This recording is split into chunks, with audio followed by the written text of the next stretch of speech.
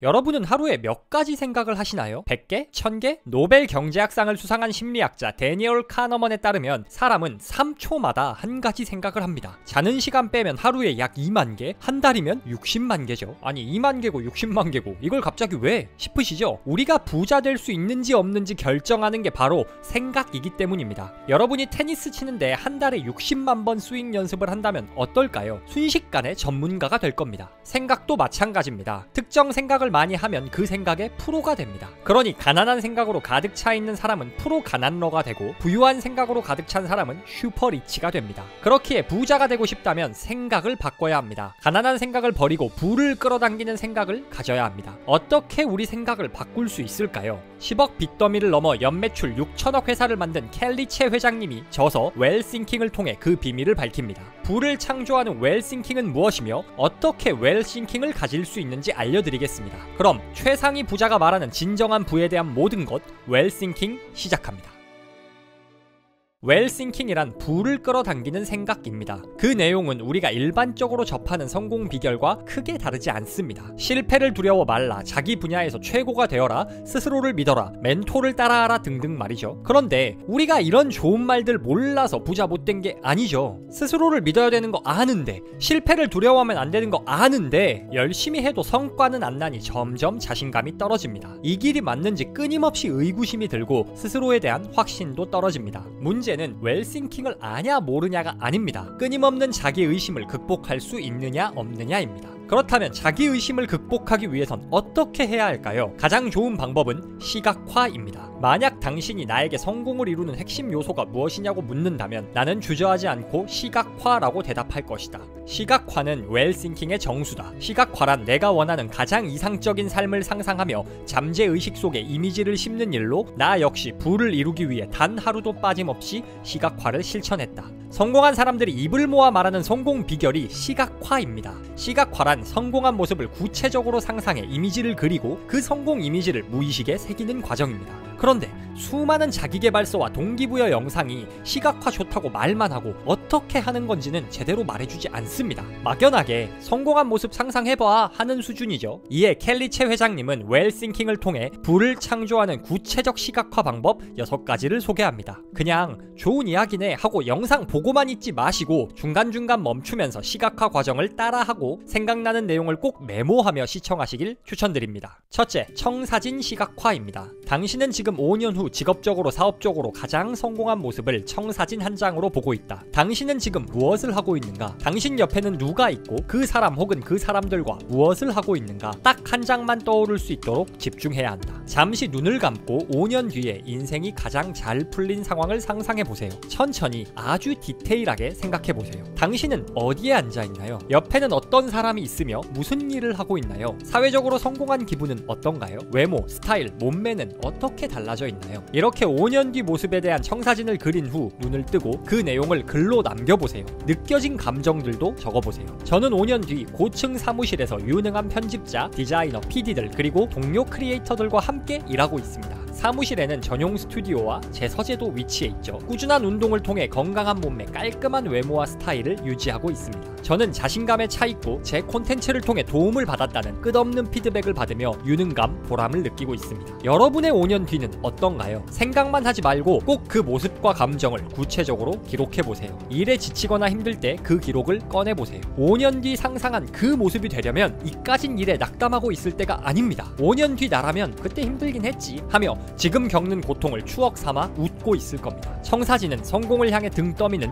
좋은 원동력이 됩니다. 둘째, 영화감독 시각화입니다. 영화감독 시각화는 당신이 주인공이 되어 인생의 전반적인 스크립트를 구성하는 시각화다. 핵심은 인생의 수많은 우여곡절과 어려움을 어떻게 넘어설 것인지 그 해결 방법을 잠재의식에 각인하는 것이다. 다시 눈을 감고 상상해보세요. 지금부터 주인공도 감독도 당신인 영화가 펼쳐집니다. 갈등 없는 영화는 없습니다. 영화 속 주인공들은 늘 빌런을 만나죠. 영화 속에서 당신을 방해하는 사람은 누구인가요? 어떤 위기가 찾아왔나요? 그 빌런은 때로는 가족, 친구 등 가까운 사람일 수도, 전혀 모르는 거래처 사람, 코로나19 같은 전 세계적 위기일 수도 있습니다. 그러나 주인공은 늘 시련을 극복합니다. 당신은 어떻게 그 위기를 극복하나요? 위기를 극복하면서 당신은 얼마나 강해졌나요? 자, 모든 위기를 극복했고 당신은 원하는 모든 걸 이뤘습니다. 그리고 이제 영화 엔딩이 다가왔습니다. 지금 당신 주변에는 무엇이 있나요? 누구와 살고 있고 자녀들은 어떤 사람인가요? 어떤 집에 살고 어떤 차를 타며 어떤 사람들과 일상을 보내고 있나요? 이제 눈을 뜨고 영화 내용을 간단히 요약해보세요. 영화 속에선 지금부터 3년, 5년, 10년, 20년 뒤 어떤 장면이 펼쳐졌나요? 위기는 어떻게 극복했고 그 결과 어떤 부와 영광을 얻었나요? 청사진 시각화와 영화감독 시각화의 다른 점은 영화에는 시련이 포함된다는 겁니다. 성공으로 가는 길엔 반드시 시련이 따라옵니다. 시각화를 통해 시련을 멋지게 극복하는 내 모습을 무의식에 새기세요. 어떻게 문제를 해결할지 시나리오를 가지고 있는 사람은 그 어떤 역경도 극복할 수 있습니다. 셋째, 아침 시각화입니다. 아침 시각화란 오늘 하루를 미리 살아보는 겁니다. 영화 시각화가 인생 전반에 관한 그림이었다면 아침 시각화는 오늘 하루를 어떻게 이상적으로 보낼지 그려보는 겁니다. 오늘 여러분에게 가장 중요한 일은 무엇인가요? 나를 힘들게 하는 사람이나 일이 있을 때 어떻게 대처할 건가요? 어떤 기분, 태도로 하루를 살고 싶나요? 매일 아침 시각화를 실천하면 해야 할 일들 우선순위를 정할 수 있습니다. 또한 상황과 감정에 이끌려 사는 게 아니라 어떤 상황에서도 태도를 내가 결정할 수 있음을 깨닫게 됩니다. 하루를 2번 사는 사람이 2번이나 후회할 선택을 할 리 없습니다. 넷째, 긴장 시각화입니다. 긴장 시각화는 중요한 일이 있을 때 그 일을 성공적으로 마치는 모습을 상상하는 겁니다. 중요한 회의, 미팅, 발표를 앞두면 긴장되고 초조해집니다. 이럴 때 억지로 떨지 않으려고 하지 말고 멋지게 일을 끝내고 박수갈채를 받는 자기 모습을 상상하는 게 긴장 시각화입니다. 감동적인 강연을 마친 모습, 계약서에 사인하고 웃으며 악수하는 나와 클라이언트의 모습 등을 상상하는 거죠. 단기적인 작은 목표나 프로젝트가 있다면 긴장 시각화를 통해 자신감을 향상해 좋은 결과를 얻을 수 있습니다. 다섯째, 블랙홀 시각화입니다. 지금까지 살펴본 4가지 시각화는 모두 무의식에 웰싱킹을 심는 과정이었습니다. 그런데 블랙홀 시각화는 반대로 웰싱킹을 방해하는 부정적 잠재의식을 버리는 과정입니다. 불의의 사고로 당신이 죽었고 당신 영혼은 블랙홀 앞에 서 있습니다. 당신이 생각 하나하나를 떠올릴 때마다 그 생각이 블랙홀 안으로 빨려 들어갑니다. 초등학교 시절 즐겁게 친구들과 놀던 기억, 부모님께 혼나고 슬퍼하던 기억, 10대 중후반 열심히 공부하던 기억, 시험을 망쳐 슬퍼하던 기억, 20대 30대 흘러가며 사랑하고 다투고 기뻐하며 결혼을 하고 아이를 낳고 사랑하는 사람을 떠나보내던 모든 기억들이 떠오르고 이내 블랙홀에 빨려 들어가 사라집니다. 이제 당신이 가지고 있던 모든 기억과 감정들은 사라졌습니다. 당신의 무의식은 아무것도 남아있지 않은 백지 상태가 됐습니다. 그럼 이제 당신이 죽지 않았더라면 살고 싶은 가장 이상적 인생을 상상해보세요. 30대, 40대, 50대, 60대, 100세. 당신은 어떤 일을 하고 어떤 태도와 마음가짐으로 살아가고 있나요? 그 어떤 후회도 없이 행복하게 사는 자신의 모습을 상상해보세요. 그리고 인생 마지막 순간 사랑하는 가족들 곁에서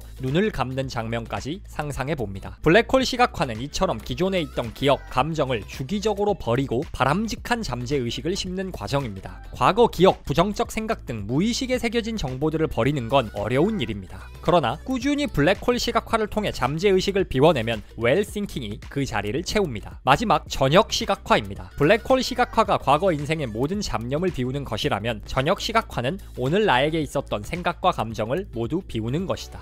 블랙홀 시각화로 부정적 생각 덜어내도 일이 뜻대로 안 풀리면 금세 부정적 생각이 잠재의식에 쌓입니다. 인간은 긍정보다 부정 편향이 강한 존재입니다. 그러니 긍정적 마인드를 유지하기 위해선 매일매일 부정적 생각을 비워내는 과정이 필요합니다. 이 과정이 바로 저녁 시각화입니다. 오늘 하루 힘든 일이 있었나요? 자존감이 떨어질 만한 실패를 경험했나요? 실패했던 경험, 부정적 감정들이 쓰레기통에 버려지는 모습을 상상하세요. 어떤 실패와 좌절이 있어도 당신은 성공할 수밖에 없는 사람입니다. 청사진 시각화, 영화감독 시각화, 아침 시각화 과정을 통해 마음에 새겼던 그 긍정적 태도, 짜릿했던 기분을 다시 떠올리세요. 오늘 조금 부족했어도 괜찮습니다. 내일부터는 다시 설레는 하루가 시작됩니다. 이렇게 시각화를 통해 부정적 잠재의식을 제거하고 무의식을 성공 이미지, 성공 생각으로 가득 채워야 합니다. 시각화를 할 때 처음에는 이게 뭔 짓이야 싶을 수 있습니다. 그러나 꾸준히 반복하면 어느 순간 무의식이 변화합니다. 인생은 우리 생각대로 펼쳐집니다. 그리고 생각은 시각화를 통해 바꿀 수 있습니다. 매일, 매주, 매달 시간을 내 시각화를 실천하세요. 오랜 시간에 걸쳐 성공 이미지가 뇌리에 선명하게 새겨질 때 당신이 상상하지도 못했던 성공이 찾아옵니다. 시각화와 함께 웰싱킹을 무의식에 새길 수 있는 또 다른 방법은 바로 긍정 확언입니다. 아침에 일어나 스스로에게 난 할 수 있다 같은 긍정적 이야기를 들려주는 겁니다. 확언은 부정적 생각으로 가득 찬 스스로를 속이는 일입니다. 긍정적인 말을 소리내어 읽으면 내면이 좋은 에너지로 가득 찹니다. 긍정과 감사로 마음이 가득 차면 잠재의식이 부와 성공을 끌어당깁니다. 켈리 최 회장님은 아침마다 부를 창조하는 긍정 확언을 2번씩 100일 동안 외치라고 말합니다. 확언 내용 중 일부만 소개해드리겠습니다. 오늘도 즐겁고 기대되는 하루가 시작되었다. 나는 성장하고 있다. 나는 부자다. 나에게는 모든 문제의 답을 찾을 수 있는 지혜가 있다. 나는 내 꿈에 조금 더 가까이 다가가고 있다. 나는 행동하는 사람이다. 나는 내가 원하는 것을 끌어당길 것이다. 나는 나를 있는 그대로 사랑한다. 나는 내 꿈을 이루기에 충분한 자질을 갖추고 있으며 충분히 똑똑하고 충분히 건강하고 충분히 용기 있다. 모든 것에 감사합니다. 아니, 아침에 저걸 읽기만 하면 성공할 수 있다고? 뭐가 달라지는데? 켈리 최 회장님은 이렇게 말합니다. 하루의 시작 전에 긍정 확언을 실천하면 외부의 영향으로부터 잘 휘둘리지 않는다. 내면을 긍정적인 상태로 만든 다음 하루를 시작하면 일의 모든 과정이 순조롭게 느껴지기 때문이다. 똑같은 일을 해도 컨디션, 기분이 좋으면 일이 훨씬 잘 되는 경험 다들 있으실 겁니다. 긍정 확언은 매일 아침 내면을 단단하게 하고 기분을 좋게 해 하루를 순조롭게 보낼 수 있도록 돕습니다. 세상이라는 전쟁터에서 승리하기 위해 정신을 무장하는 과정입니다. 긍정 확언 내용은 사람마다 다릅니다. 여러분에게 중요한 가치, 이루고 싶은 목표로 자신만의 긍정 확언을 만들어 보세요. 그리고 아침마다 그 확언을 2번씩 읽거나 쓰고 하루를 시작해 보세요. 더욱 밝고 힘차게 성공을 향해 나아가고 있는 스스로를 발견하실 수 있을 겁니다.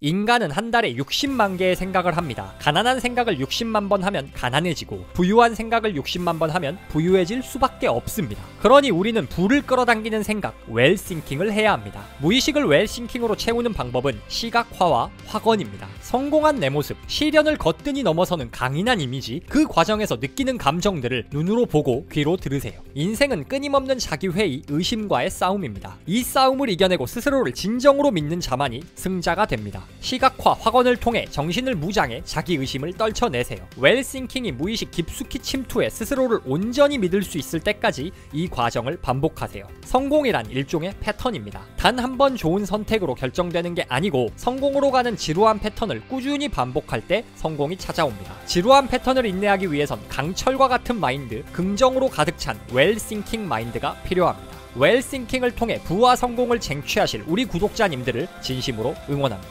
여러분, 열심히 살고 계신가요? 북토크 구독자님들은 워낙 자기계발 좋아하시는 분들이 많아 다들 열심히 살고 계실 거라 생각합니다. 유튜브에 재미있는 게 얼마나 많은데 바쁜 시간 쪽에 자기계발 채널 보시는 것만 봐도 얼마나 여러분이 열심히 살고 계신지 알 수 있습니다. 자, 질문을 바꿔보겠습니다. 열심히 사는 만큼 성공하고 계신가요? 열심히만 하면 인생 다 잘 풀리면 얼마나 좋겠냐마는 현실은 그렇지 않죠. 열심히 공부하고 투자했는데 손실만 보고 유튜브나 블로그도 해봤는데 조회수는 안 나오고 항상 바쁘게 일하는데 인생 달라지는 건 없고 열정 가득하고 분명 뭔가 하고 있는데 바뀌는 게 없어 답답할 때가 참 많습니다. 그럴 때 우리는 노력 부족을 탓합니다. 진짜 열심히 하지 않아서 그래. 그 정도 가지고는 안 돼 라며 스스로 그리고 서로 채찍질을 합니다. 과연 노력 부족 때문일까요? 집안이 여유롭지 못해 알바, 과외 뛰면서 시간 쪼개 공부하고 월급만으론 가족 건사할 수 없어 대리운전, 배달, 투잡 뛰고 절약밖에 할 수 있는 게 없어 무지출 챌린지 하고 그 와중에 조금이라도 성장해보고자 책 읽고 이런 자기계발 영상 찾아보고 할 만큼 하는 거 아닌가요? 이쯤 됐으면 다시 한번 생각해봐야 합니다. 정말 노력이 부족한 걸까요? 아닙니다. 우리 몸, 즉 하드웨어 더 빡세게 굴린다고 인생 달라지지 않습니다. 중요한 건 소프트웨어입니다. 아무리 좋은 컴퓨터에도 윈도우 11이 아니라 윈도우 98을 깔아놓으면 써먹을 수 없습니다. 성공하려면 성공에 걸맞는 소프트웨어를 장착해야 합니다. 성과를 결정하는 이 소프트웨어는 다른 말로 무의식입니다.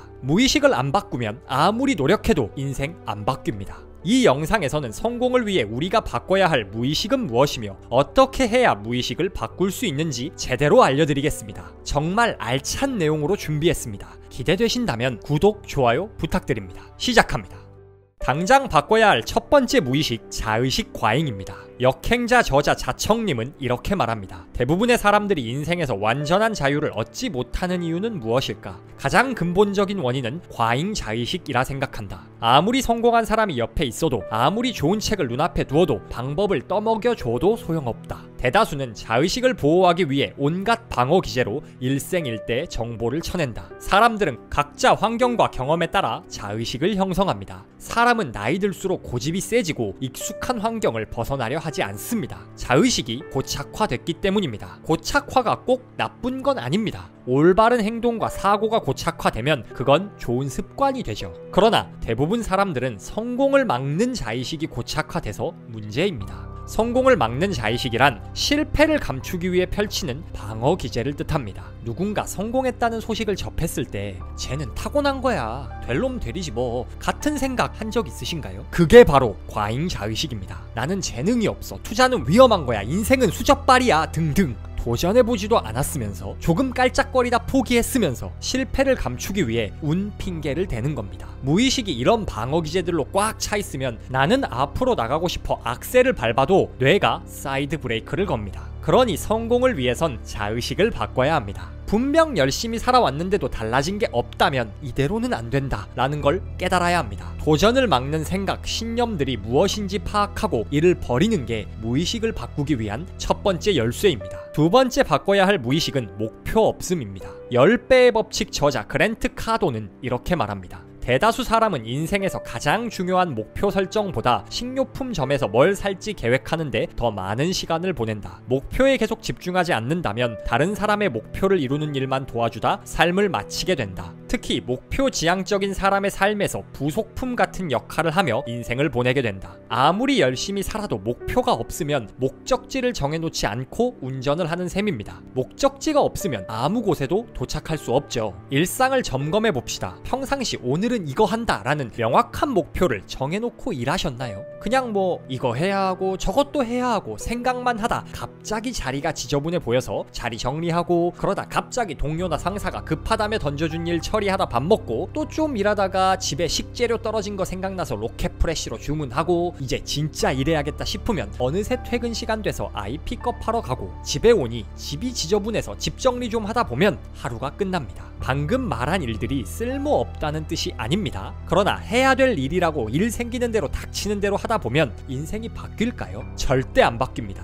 성공이란 명확한 목표의식을 가지고 필요한 행동을 반복할 때 찾아오는 행운입니다. 목표 없이 다른 사람이 던져주는 일만 처리하기 급급한 건 다른 사람의 목표를 위해 내 인생을 희생하는 겁니다. 그러니 분명 바쁘게 달렸는데 아무것도 바뀌는 게 없죠. 목표 없이 사라지는 대로 사는 습관을 버려야 합니다. 무의식에 목표를 명확히 새겨야 합니다. 잠시 후에 설명하겠지만 매일 목표를 읽고 쓰며 자다가도, 길을 걷다가도, 똥 싸다가도 목표가 생각나야 합니다. 그리고 아무리 바빠도 목표에 필요한 행동을 다른 일보다 먼저 해야 인생이 바뀝니다. 목표 없음이 디폴트가 된 무의식이 가장 위험합니다. 세 번째 바꿔야 할 무의식은 상황 탓입니다. 세계 최고 멘탈 트레이너 보도 셰퍼는 이렇게 말합니다. 우리는 어떤 변화를 원할 때 무심코 상황을 변화시켜야 한다고 생각한다. 하지만 무엇보다 먼저 자신이 변해야 한다. 자신을 바꾸지 않으면 아무것도 바뀌는 것이 없다. 유리한 상황이 오기까지 기다리는 사람이 부자가 되는 경우는 없다. 상황의 변화는 진정한 삶의 변화를 끌어내지 못한다. 상황의 유불리에 매달리지 말고 먼저 당신 자신이 변해야 한다. 내가 바뀌면 상황이 바뀌고 삶이 바뀐다. 시장 상황이 안 좋아서, 시간이 없어서, 우리 집이 가난해서 등등 실패 이유로 갖다 붙일 수 있는 상황은 끝도 없이 많습니다. 물론 상황이 진짜 안 좋을 수 있죠. 그런데 상황 탓한다고 달라지는 건 아무것도 없습니다. 제가 채널 조회수 가끔 좀 안 나올 때 유튜브 알고리즘 진짜 너무하네 생각할 때가 있습니다. 그런데 그러면 유튜브가 쟤 빡쳤네? 그럼 알고리즘 태워줄게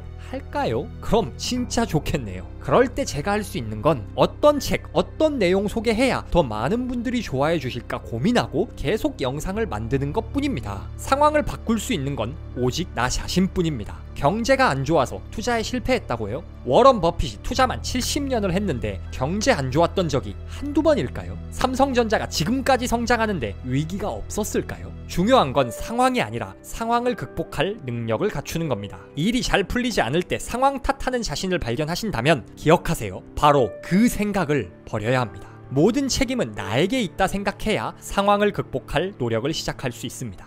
노력해도 인생이 바뀌지 않는 건 성공을 막는 무의식 때문입니다. 자의식 과잉, 목표 없음, 상황 탓을 깨부숴야 인생이 바뀝니다. 그럼 어떻게 해야 무의식을 바꿀 수 있을까요? 핵심은 상상입니다. 김밥 파는 CEO 7천억 자산가 김승호 회장님은 이렇게 말합니다. 우리의 뇌는 우리가 하는 상상이 실제인지 상상인지 구분하지 못한다. 그래서 머릿속에 상상된 생각들은 현실에서 이것을 만들기 위해 주변의 모든 상상들과 일을 한다. 자꾸 상상하면 우리 뇌는 상상을 현실이라 믿고 조금씩 변합니다. 사실 여러분이 가지고 있는 부정적 무의식도 대부분 상상의 결과입니다. 미디어에서 투자 사업하다 망한 사람 이야기를 쏟아내니 투자하면 망하는 상상을 하게 되고 그 결과 실제로는 투자로 망해본 적도 없으면서 투자는 위험한 거야 라는 생각을 갖게 되는 거죠. 우리 뇌는 구조상 부정적 생각에 더 민감하게 반응합니다. 그러니 억지로 긍정적 상상을 하지 않으면 부정편향적인 사람이 될 수밖에 없죠.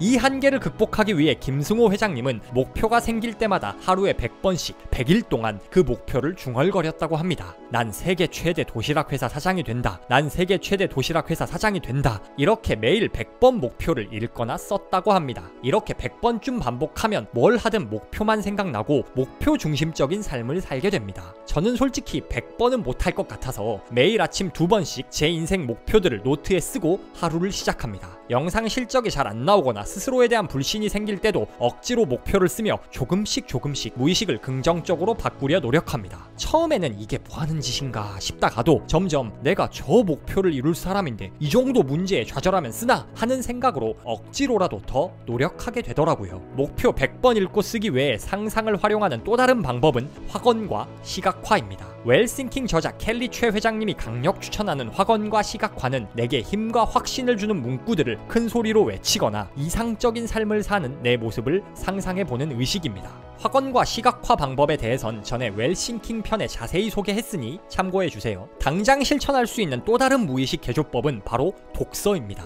역행자 저자 자청님은 이렇게 말합니다. 인간에겐 거울 뉴런이라는 게 있어서 타인의 행동을 보기만 해도 본인이 직접 하는 것과 비슷한 반응을 뇌에 일으킨다. 이런 점을 잘 이용하는 게 바로 좋은 자기계발서 읽기다. 좋은 자기계발서엔 성공한 사람들 이야기가 가득합니다. 이 이야기를 읽으며 우리는 자신도 모르게 저자와 비슷한 삶을 사는 내 모습을 상상합니다. 그리고 앞서 말했듯 우리 뇌는 상상과 현실을 구분하지 못합니다. 모범적인 삶을 직접 사는 것과 똑같은 효과가 있는 겁니다. 책값 비싸봤자 2만원인데 2만원에 몇천억 부자들의 삶을 간접 체험해보는 셈이죠. 좋은 영상을 보는 것도 마찬가지입니다. 물론 책만 읽고 영상만 본다고 다는 아닙니다. 그러나 적어도 인생을 바꾸기 위한 행동을 하기에 적합하게 무의식을 뜯어 고쳐줄 수는 있습니다. 책과 영상은 내가 직접 만나기 힘든 저자들을 간접적으로 만나 무의식을 개조하는 가장 좋은 수단입니다. 우리는 모두 열심히 삽니다. 때로는 너무 힘들어 눈물 날 정도로 말이죠. 그러나 열심히만 산다고 인생이 바뀌지 않습니다. 무의식을 안 바꾸면 아무리 노력해도 인생 안 바뀝니다. 우리 뇌에 깔린 낡은 소프트웨어를 버리세요. 성공을 막는 고정관념, 자의식을 버리세요. 지금껏 살아온 방식이 인생을 바꾸지 못했다면 가장 먼저 성공을 가로막는 신념들에 따라 살고 있는 건 아닌지 점검해야 합니다. 목표를 분명히 하세요. 목표 없이 흘러가는 대로만 사는 방식이 무의식에 새겨져 있으면 아무리 노력해도 제자리일 뿐입니다. 상황 탓하지 마세요. 징징거린다고 달라지는 건 아무것도 없습니다. 상황 때문에 무너지는 사람이 아니라 상황을 극복할 능력 있는 사람이 되세요. 소프트웨어를 업데이트하세요. 상상하세요. 우리 뇌는 상상과 현실을 구분하지 못합니다. 매일 목표를 읽고 쓰고 확언과 시각화로 무의식을 긍정의 언어로 채우고 책을 통해 성공한 이들의 삶을 간접 경험하세요. 이런 상상으로 우리는 뇌를 속이고 무의식을 뜯어 고칠 수 있습니다. 그리고 무의식이라는 소프트웨어가 업데이트 됐을 때 비로소 열심히 사는 만큼 성과가 나기 시작합니다. 북토크와 함께 성공 소프트웨어를 업데이트해 나가실 우리 구독자님들을 진심으로 응원합니다. 큰 변화가 생기기 전에는 전조 증상이 나타납니다. 건강 악화로 쓰러지기 전에 피로감, 두통, 어지럼증이 나타나고 남녀가 연인이 되기 전에 썸을 타고 자산 가격 폭등 전에 거래량이 증가하는 것처럼 말이죠. 부자 되기도 마찬가지입니다. 부자 되기 전 나타나는 증상이 있습니다. 이 증상을 우리가 겪고 있다면 언젠가 부자가 될 것이라 알 수 있고 겪고 있지 않다면 그 현상을 겪을 수 있도록 노력하면 되겠죠. 그럼 이 증상이 무엇인지를 누구한테 물어봐야 할까요? 당연히 부자한테 물어봐야죠. 그냥 돈 많은 사람 정도가 아니라 부자 되는 법을 세계에서 가장 잘 아는 사람한테 물어보면 좋지 않을까요? 부자 되는 법에 관해 세상에서 가장 유명한 책 시크릿의 실제 주인공이자 세계 최고의 성공 구루 밥 프록터 정도면 어떨까요? 부자 되는 법 세계 1타 강사라 할 만한 사람이니 밥 프록터가 말하는 대로 살고 있다면 부자가 될 가능성이 높다고 할 수 있죠. 그에 져서 밥 프록터 부의 확신을 참고해 부자가 될 사람 90%가 겪는 3가지 현상에 대해 이야기해보겠습니다. 부자가 되기 위해 어떻게 살아야 하는지를 제대로 보여드릴 영상이라 자신합니다. 기대되신다면 구독, 좋아요 부탁드립니다. 시간 끌 것 없이 바로 시작합니다. 첫째, 자기 탓을 한다. 부자가 될 사람들은 자기 탓을 합니다. 이게 에휴 등신아 하면서 자책, 자기 파괴하라는 말이 아닙니다. 뭔가 일이 잘못됐을 때 그 원인과 해결책을 다른 사람, 상황, 운이 아닌 자기 자신한테서 찾는다는 겁니다.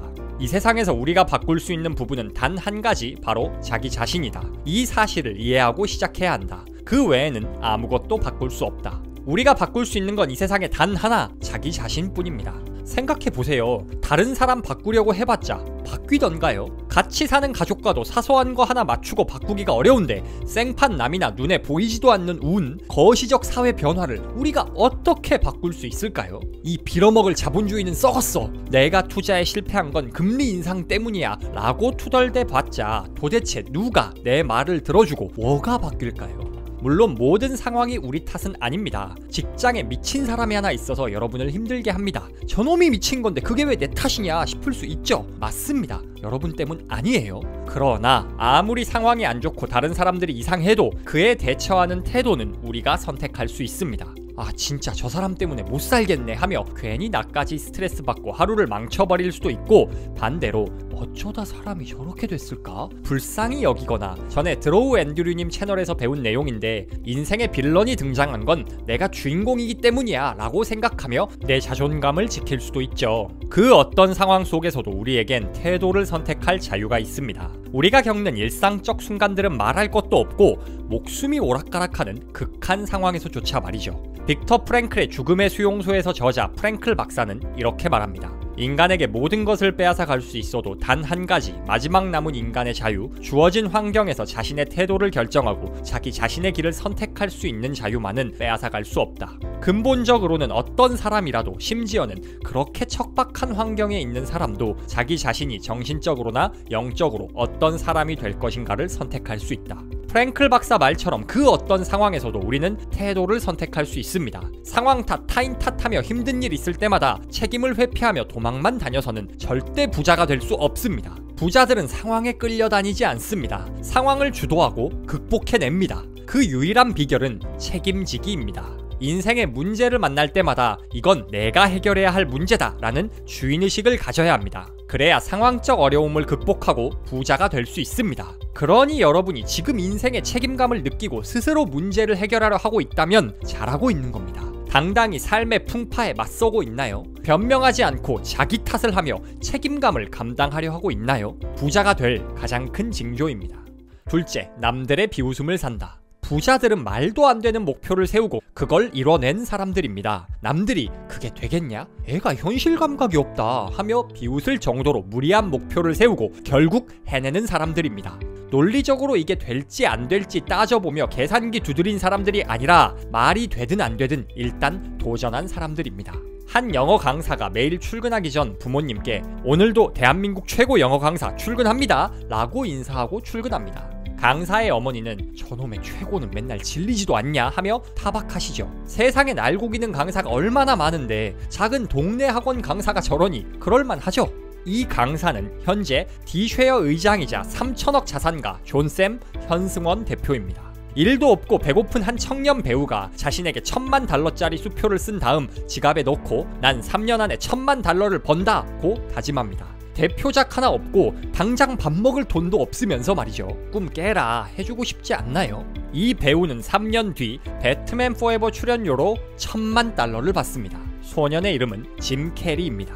부자들은 이처럼 남들이 비웃든 말든 무리한 목표를 세우고 현실로 만들어갑니다. 이들은 별 생각 없이 혹은 원래 긍정적이라 무리한 목표를 세웠을지 모르지만 사실 이건 전형적인 부자를 만드는 생각입니다. 밥 프록터는 이렇게 말합니다. 욕망하는 상태로부터 생각하는 것은 창조적인 삶이다.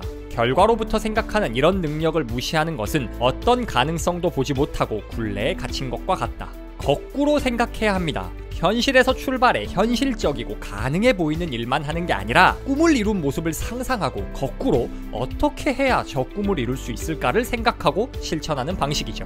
현실을 기준으로 어떤 일이 가능할까를 생각하면 답이 없습니다.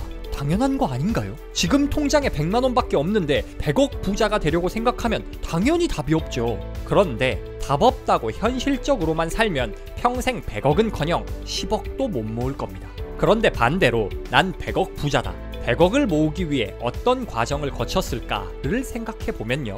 일단 지출을 최대한 줄이고 소득을 늘릴 방안을 찾아 시드머니를 모은 다음 연평균 몇 % 수익률로 투자하면 몇 년 뒤엔 100억이 되겠구나 하는 계획이 세워집니다. 여전히 100억이라는 목표는 멀지만 시드머니 얼마를 모아야 하는지, 수익률은 몇 %여야 하고 얼마나 시간이 필요한지 등 눈에 보이고 구체적인 중간 지점이 생기니 당장 할 수 있는 일이 생깁니다. 이는 실천을 만들고 실천이 조금씩 인생을 바꿉니다. 현실이 불만족스럽고 인생 바뀌었으면 해서 꿈을 꾸고 목표를 세우는 건데 왜 현실을 기준으로 판단하나요? 꿈은 원래 이룰 수 없을 것 같으니까 꿈인 겁니다. 보도 셰퍼의 이기는 습관에서 보도 셰퍼는 이렇게 말합니다. 삶의 목표를 맞추면 유리병 속 호박처럼 된다네. 목표의 삶을 맞춰야 된다네. 1달러를 열망하면 삶은 정확히 1달러만 주지. 부자들은 현실의 꿈을 맞추지 않습니다. 꿈에 현실을 맞춥니다. 비현실적인 목표를 세우고 남들이 미쳤다고 손가락질할 때 어떻게 해야 꿈을 이룰 수 있을까를 고민하며 실천합니다. 무리한 목표가 있으신가요? 댓글에 여러분이 가진 무리한 목표를 적어보세요. 누군가는 와서 조롱하는 댓글을 달 겁니다. 그런데 이렇게 목표를 선언하면 어떤 일이 일어날까요? 위 댓글은 제가 2021년 6월 6일 책그림님 채널에 1년 내로 1만 구독자를 달성하겠다고 다짐을 남겨놓은 겁니다. 보시다시피 그때 제 구독자는 56명이었습니다. 10만 유튜버가 즐비한 세상에 1만 명이 별거냐 하실 분도 있으시겠지만 유튜브 한 번이라도 도전해보신 분들은 56명이 1만 명이 되는 게 얼마나 힘든지 잘 아실 겁니다. 그리고 정확히 1년 뒤인 2022년 6월 6일 제 구독자 수는 18,157명이었습니다. 누군가는 제 댓글을 보면서 56다리가 하면서 비웃었을 겁니다. 그러나 논리를 버리고 무리한 목표를 세워 도전하기 시작할 때 기적이 시작됩니다. 그래서 저도 무리한 목표를 하나 더 세워보려 합니다. 내년 말 2024년 12월 31일까지 100만 구독자 채널이 될 겁니다. 안 될 수도 있겠죠. 말하면서도 솔직히 이게 될까 싶거든요. 그래도 상관없습니다. 일단 목표를 정해놓고 거꾸로 생각해야 더 노력하고 성장할 수 있다는 걸 이제 제대로 배웠거든요.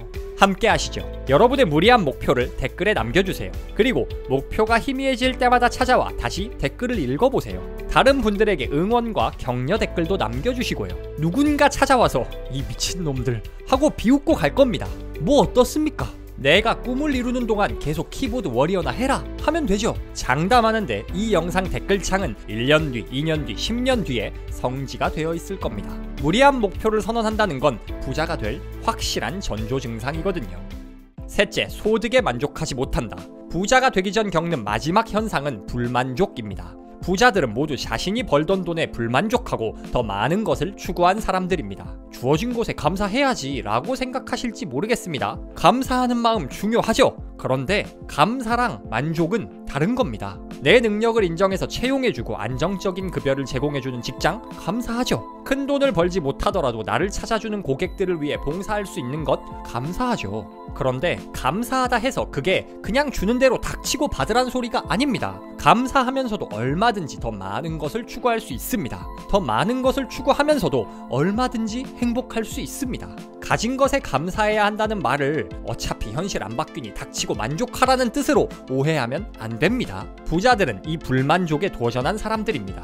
여기서 말하는 불만족이란 단순히 소득이 많고 적고 문제가 아닙니다. 내가 벌 돈을 누가 정하느냐 문제입니다. 우리가 얼마나 벌 것인지 다른 사람이 결정하게 내버려 두어선 안 된다. 우리가 결정해야 한다. 다른 누군가가 결정하게 내버려 두고 거기에 만족하지 못한다면 어떻게 해야 할까? 거기서 빠져나와 자신의 일을 시작해야 한다. 우리 대부분 남이 정해준 만큼 돈을 법니다. 내가 얼마나 큰 가치를 창출하는지에 관계없이 회사가 세상이 정해준 만큼만 받습니다. 회사에 10억짜리 사업을 따와도 많이 받아봤자 성과급 1000만원 더 받고 말 겁니다. 남이 내 소득을 결정하는 구조에선 절대 부자가 될 수 없습니다. 부자들은 스스로 소득을 결정하려 듭니다. 사업을 하거나 투자를 하거나 부업을 해서 원하는 만큼 돈을 벌려 하죠. 노력하는 만큼 온전히 가치를 인정받을 수 있는 일을 찾고 그 일로 부자가 됩니다. 이 말을 오해하고 역시 남 밑에서 일하는 거 아니야 하면서 퇴사하면 안 됩니다. 월급이라는 안정된 파이프라인을 유지한 상태에서 추가적으로 가치를 창출할 수 있는 방법을 찾아야 합니다. 월급쟁이 부자들 멘토이신 너나위님께서는 성공으로 가는 길엔 늘 오버랩 구간이 있다고 말씀하십니다. 일과 투자를 병행하면서 직장인 투자자 단계를 먼저 밟고 투자로 월급 이상 벌 수 있는 구간이 되면 전업 투자자로 전환하고 전업 투자로 안정된 기반을 갖춘 후에 사업을 병행하며 사업가이자 투자자로 변신해야 한다는 거죠. 이런 과정을 거쳐 점점 남이 결정하는 소득 비중을 줄이고 내가 결정할 수 있는 소득 비중을 늘려나가는 게 부자로 가는 길입니다. 남이 내 소득을 결정하는 걸 내버려 두지 마세요. 아무리 부정해도 돈은 인생에서 가장 중요한 요소 중 하나입니다. 이 중요한 걸 남이 결정하게 두실 건가요? 부자들은 모두 남이 내 인생을 좌지우지하는 것에 불만족한 사람들입니다. 그리고 고된 노력으로 내가 소득을 결정하는 구조를 완성한 사람들입니다. 지금 소득이 불만족스러우신가요? 내 급여는 내가 결정하고 싶은 마음이 드시나요? 바로 그 감정이 부자가 되는 길의 시작점입니다. 시크릿, 생각하라 그리고 부자가 되어라, 밥 프록터 부의 확신 등 돈에 관한 전설적인 책들에서 공통적으로 강조하는 부자 되는 비결은 생각입니다.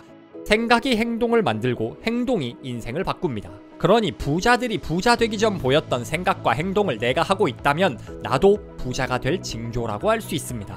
내 탓을 하세요. 부자는 남 탓, 상황 탓하며 변명하지 않습니다. 우리가 바꿀 수 있는 건 우리 자신뿐입니다. 부자는 상황에 이끌려 다니지 않고 상황을 극복하는 사람입니다. 비웃음을 살 정도로 무리한 목표를 세우세요. 시궁창 같은 현실에서 현실적인 목표를 세워봤자 결과는 시궁창일 뿐입니다.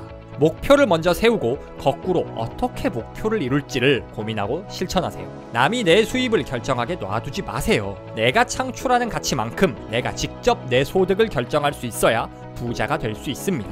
밥 프록터 부의 확신은 끌어당김의 법칙으로 대표되는 부자를 만드는 생각을 아주 잘 알려주는 책입니다. 인생의 패러다임을 바꿔 부와 성공을 가져다줄 좋은 마인드와 방법을 알려주는 책입니다. 잠재의식에 담긴 부와 성공의 에너지를 깨워 인생을 바꾸고 싶으신 우리 구독자님들께 이 책을 추천합니다. 2023년엔 달라져야지 하면서 새해 목표 세우신 분들 많으시죠? 그런데 그 목표 달성하려면 가장 먼저 바꿔야 할 단 한 가지가 있습니다. 그게 뭘까요? 바로 나입니다. 그 어떤 목표도 내가 바뀌지 않으면 달성할 수 없습니다. 거창한 목표 세워놓고 매번 실패하며 내가 그렇지 뭐 하는 후회를 반복하지 않으려면 내가 먼저 바뀌어야 합니다. 나를 바꾸기 위한 정말 좋은 책 한 권을 소개해드리겠습니다. 시대를 초월한 고전, 평생 한 번은 꼭 읽어봐야 할 책이라는 랄프 알도 에머슨의 자기신뢰의 힘입니다. 자기신뢰의 힘을 참고해 인생의 기적같은 변화를 만드는 마인드에 대해 말씀드리겠습니다. 올해는 정말 달라지고 싶으신 분들 집중해주세요. 시작합니다. 첫째, 존재의 증명은 필요 없다. 나의 재능이 아무리 하찮고 보잘것없어도 나는 지금 이렇게 존재하고 있다. 그러므로 스스로 확신을 얻거나 동료들에게 확신을 주기 위해서 자신에 대해 어떤 부차적인 증명도 할 필요가 없다. 정말로 관심을 가져야 할 문제는 사람들이 나를 어떻게 생각하느냐가 아니라 내가 해야 할 일이다. 여러분이 세워놓은 새해 목표를 점검해 봅시다. 그 목표, 무엇을 위한 건가요? 목표를 세웠다는 건 변화를 원한다는 거죠. 그리고 변화는 본질적으로 여러분의 성장, 행복을 위해야 합니다. 그런데 많은 사람들이 증명을 위한 목표를 세웁니다. 유능함을 증명하기 위해 성과를 올리고 승진하려 하고, 성실함을 증명하기 위해 운동을 하고 자기 관리를 하는 식으로요. 타인에게 그리고 자기 자신에게 스스로의 가치를 증명하기 위해 우리는 부단히도 노력합니다. 그런데 도대체 무엇을 위한 증명인가요? 내 가치를 증명하지 못하면 나는 도태될 거고 쓸모없는 사람이 될 거라고 도대체 누가 정했나요? 증명에는 끝이 없습니다. 우리가 한 가지 목표를 달성하고 성과를 올리면 나도 타인도 나에게 그 이상을 기대할 겁니다. 때로는 이 기대가 우리를 움직이는 원동력이 되기도 하지만 때로는 잠시 멈추고 싶어도 억지로 움직여야만 하는 번아웃 상태를 만들기도 합니다. 끝없는 자기 증명의 늪에 빠져 하고 싶지도 않고 내게 중요하지도 않은 일을 하며 억지로 만들어내는 성과를 진정한 변화라고 말할 수 있을까요? 우리는 그 어떤 것도 증명할 필요가 없습니다. 우리 인생은 다른 사람에게 보여주고 평가받기 위한 구경거리가 아닙니다. 우리가 어떤 일을 한다면 그건 성장, 즐거움을 위한 것이어야지 누군가의 평가나 인정을 받기 위함이어서는 안 됩니다. 나는 속죄가 아니라 살기를 원한다. 나의 삶은 구경거리가 아니라 삶 자체를 위한 것이다. 나는 나의 삶이 화려하고 불안정하기보다는 중압감이 덜하기를, 그만큼 거짓없고 평화롭기를 갈망한다. 건전하고 유쾌하기를, 음식을 조절하거나 의사의 신세를 질 필요가 없기를 갈망한다. 나는 그대가 인간이라는 근본적 증거를 요구한다. 사람이 아닌 행위를 증거로 삼는 것에는 반대한다. 훌륭하다고 인정받는 행위를 하든 말든 내게는 아무런 차이가 없다. 나의 고유한 권리를 위해 대가를 지불하는 것에 나는 동의할 수 없다. 우리 삶은 그저 삶 자체를 위한 겁니다.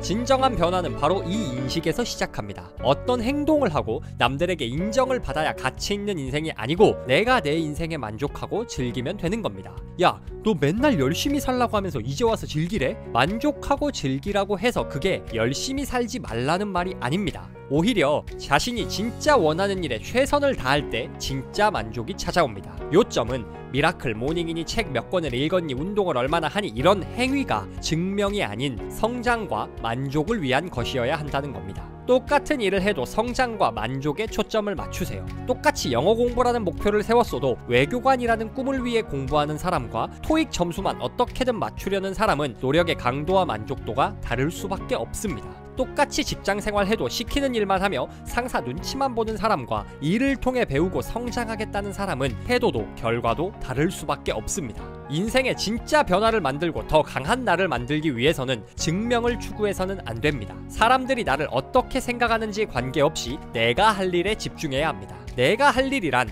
증명이 아닌 성장을 위한 일, 내가 온전히 몰입할 수 있는 정말 하고 싶은 일을 뜻합니다. 여러분이 새해 목표를 달성하고 변화하고 싶다면 여러분이 세운 목표가 내가 할 일인지 증명을 위한 일인지 구분해야 합니다. 둘째, 나를 구원하는 것은 나 자신이다. 사람은 자기 일에 온 마음을 쏟고 최선을 다할 때 괴로움을 잊고 쾌활해진다. 다른 어떤 것도 우리에게 평화를 주지 못한다. 구원은 누가 가져다 주는 것이 아니다. 자신을 믿지 않는 한 우리에게는 어떤 영감도 창조도 희망도 없다. 변화를 만드는 키워드는 집중입니다. 앞서 진짜 만족은 자기 일에 최선을 다할 때 찾아온다는 말씀을 드렸습니다. 사소한 일, 잡생각 다 잊어버리고 한 가지에 온전히 몰두하는 경험은 그 자체로 엄청난 만족을 줍니다. 시간 가는 줄 모르고 시청한 영화, 읽는 내내 지적 충격을 선사하는 책, 흥미진진한 스포츠 경기를 마치고 나면 큰 행복감이 따라오는 것처럼 말이죠. 이게 꼭 여가 생활에만 적용되는 말이 아닙니다. 일을 할 때, 휴식을 취할 때, 가족과 대화할 때, 그 모든 순간에 온전히 집중할 때만 우리는 진짜 만족을 누릴 수 있습니다.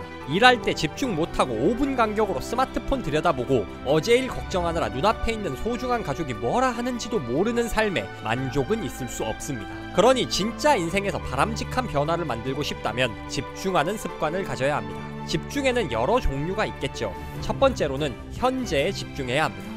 사람은 누구나 자기만의 환상 속에서 산다. 맥없이 떨리는 손 때문에 보람있는 일은 하기 힘든 술주정뱅이처럼 삶은 꿈속에서 벌이는 한바탕 대소동과 같다. 이런 삶에서 마음의 안정을 유지할 수 있는 길은 오직 현재라는 시간을 소중히 여기는 것이다. 허식과 혼탁한 정치의 소용돌이 한복판에서도 조금의 의심도 없이 자신을 안정시키며 자신의 신조를 더욱 굳건히 해야 한다.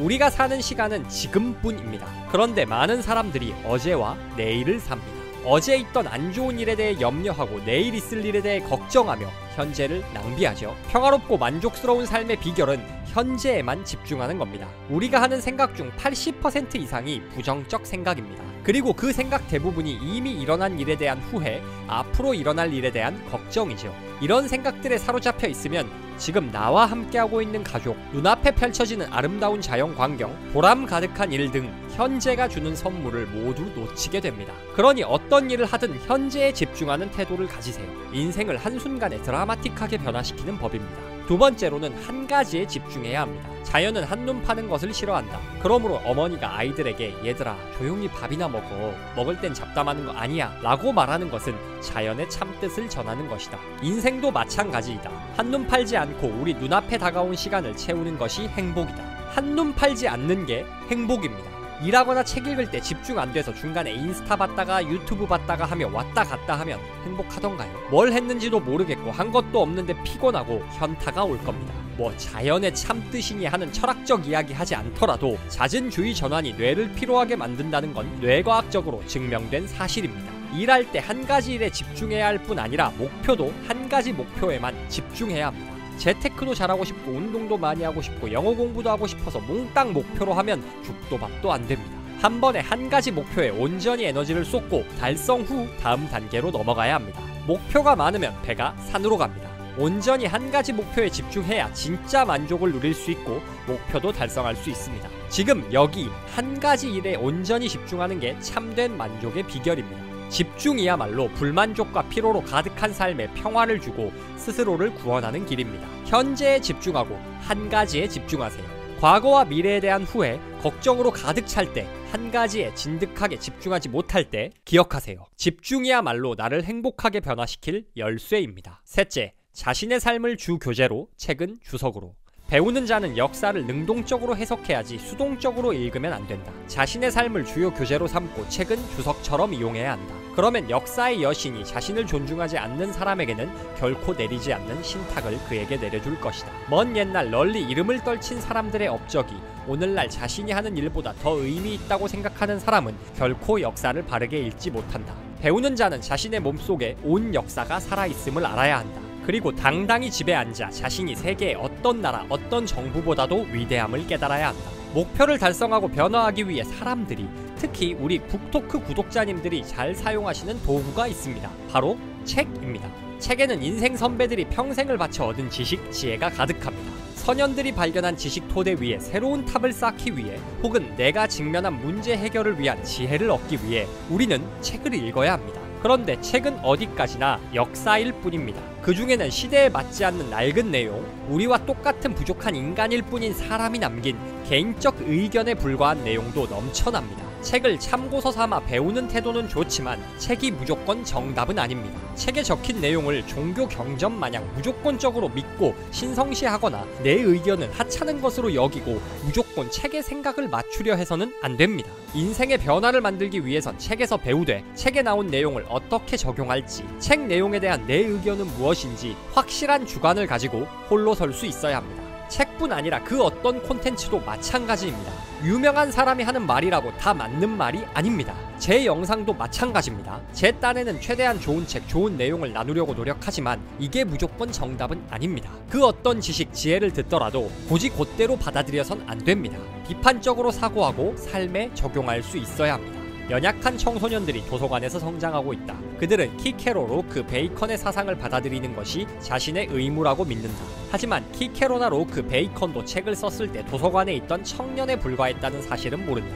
이로 인해 생각하는 사람이 아니라 책벌레가 생겨나고 있다. 책 자체를 존중하는, 책에만 박식한 계층이 생겨나는 것이다. 잘 사용하면 책 이상의 것은 없다. 하지만 잘못 사용하면 책보다 나쁜 것도 없다. 그렇다면 책을 잘 사용하는 방법은 무엇일까? 책은 다만 영감을 얻는 데만 유용하다. 책에 매혹돼 자기 삶의 궤도에서 벗어나거나 스스로 체계를 만들지 않고 위성이 되어버릴 바에는 차라리 책을 안 읽는 편이 낫다. 책보다 중요한 건 여러분 생각, 행동입니다. 올해 많은 분들이 독서 목표를 세우셨을 겁니다. 책 읽는 것도 좋지만 한 권을 읽더라도 꼭 책에 대한 여러분 생각을 글로 써보시길 추천드립니다. 혹은 책에서 배운 점을 인생에 적용하기 위해 실천할 단 한 가지 행동이라도 정해서 실천해 보시길 추천드립니다. 아무리 좋은 지식도 여러분 생각, 행동에 변화를 만들지 못하는 지식은 죽은 지식입니다. 아무리 유명한 사람이 하는 말도 덮어놓고 따르면 그건 사이비 종교입니다. 지식은 숙고와 행동을 통해 생명력을 얻습니다. 인생에 진정한 변화를 만들고 싶으신가요?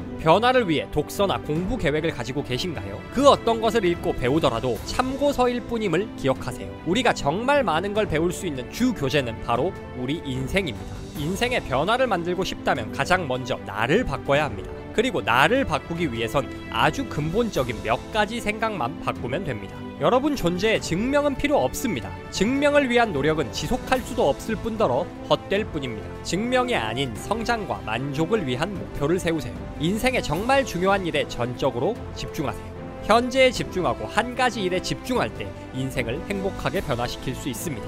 책을 통해 배움을 얻되 충분히 생각하고 실천하세요. 비판 없이 그냥 수용하는 지식은 종교나 마찬가지며 삶의 변화를 일으키지 못하는 지식은 죽은 지식입니다. 2023년 이제 막 시작했습니다. 올 한 해 정말 달라지겠다는 각오로 목표를 많이 세우셨을 겁니다.